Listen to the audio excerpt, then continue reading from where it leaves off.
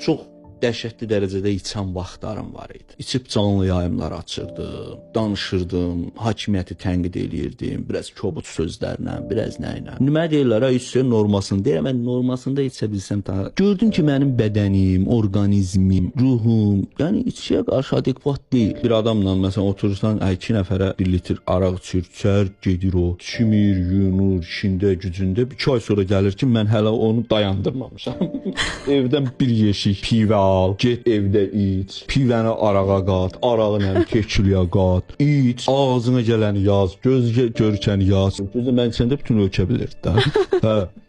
Səhər ayıl ki, ay bu nədir, neynəmişəm, təzədən içki vecin olmasın, bu dəfə ondan betər ki.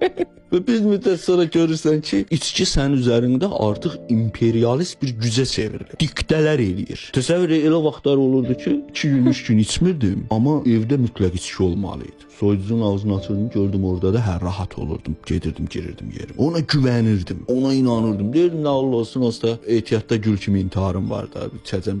Sən görürsən ki, aləmi qatmısan bir-birinə, özün də sağsan. Amma mən görürdüm cəmiyyətdə o cür vəziyyətdə olan adamı məsələn başqaları nifrətlə qarşılayır. Amma mənə keçirdilər. İstər dövlət olsun, istər cəmiyyət olsun. Anlayırdılar, başa düşürdülər. Çünki onlar ruhən hiss edirdilər ki, bu hərəkətləri saxta eləmir.